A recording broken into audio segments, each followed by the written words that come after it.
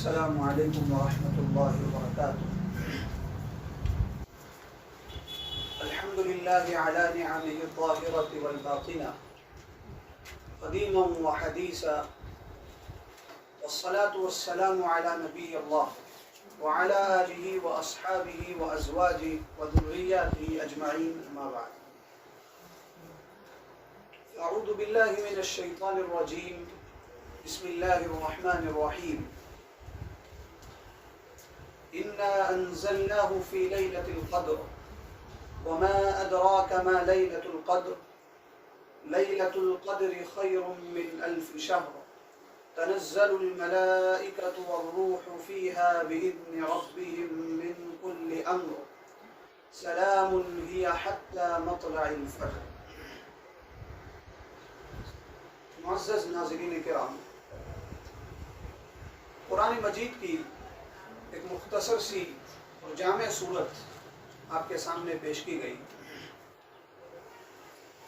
اس صورت کا نام ہے سورۃ القدر۔ اس صورت کو اللہ رب العالمین نے 30ویں پارے میں ذکر کیا ہے۔ اس صورت کا تعلق رمضان کے آخری عشرے سے،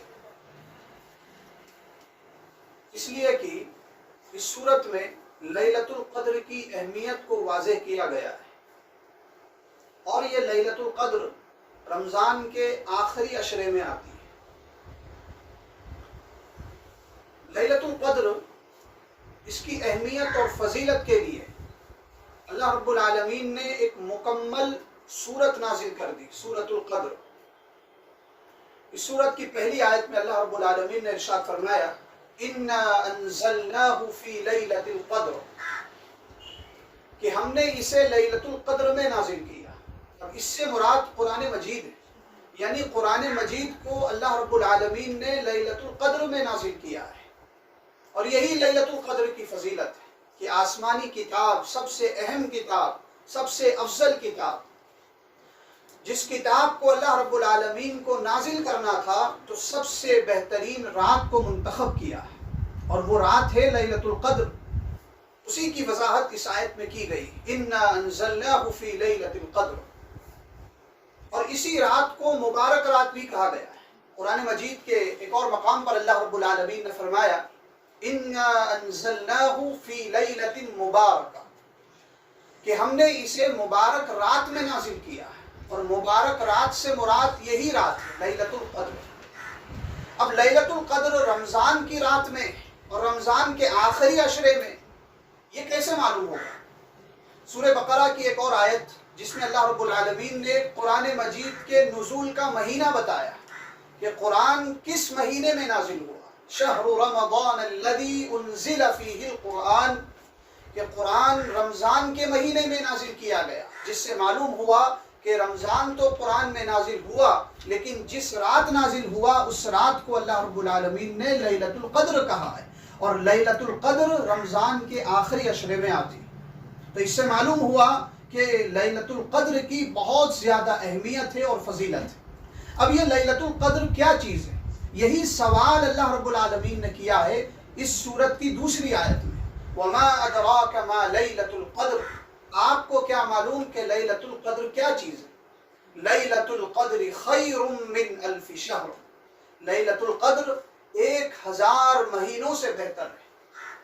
تنزل الملائکۃ والروح فیہا بإذن ربہم من کل امر سلام ہی حتی مطلع الفجر، یہ وہ مبارک رات ہے جس رات میں فرشتے اور روح الامین اللہ رب العالمین کے حکم کو لے کر اترتے ہیں۔ تنزل الملائکۃ والروح فیہا بإذن ربہم من کل امر، ہر معاملات کا فیصلہ بھی اس رات میں کیا جاتا ہے۔ سلام ہی حتی مطلع الفجر، اور یہ رات طلوع فجر تک سلامتی والی اور مبارک رات رہتی ہے۔ جب تک کہ فجر طلوع نہ ہو جائے اس وقت تک یہ رات مبارک رات رہتی ہے۔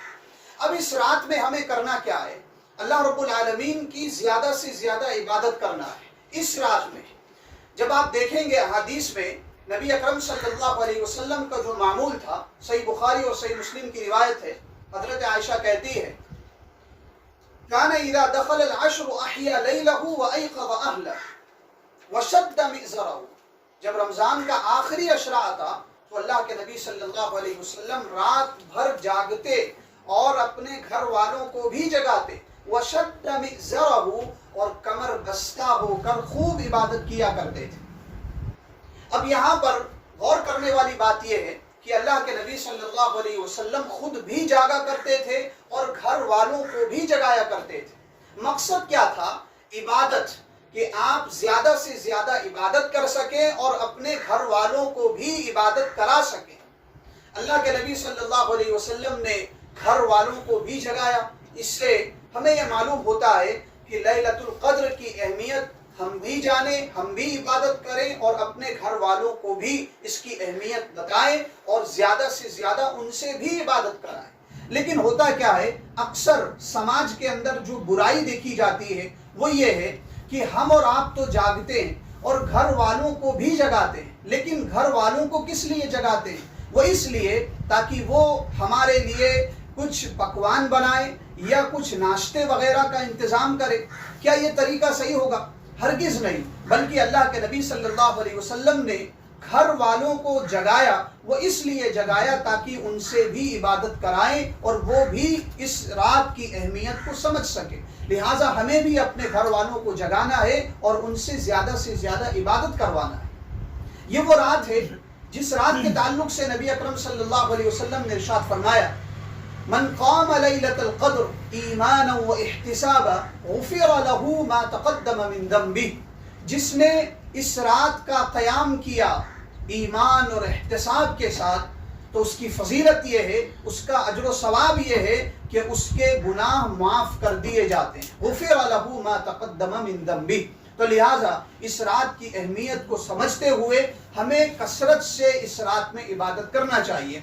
एक और आखिरी और अहम बात, अल्लाह के नबी सल्लल्लाहु अलैहि वसल्लम ने लैलतुल क़द्र की बहुत ही जामे और मुख्तसर दुआ हमें सिखाई है।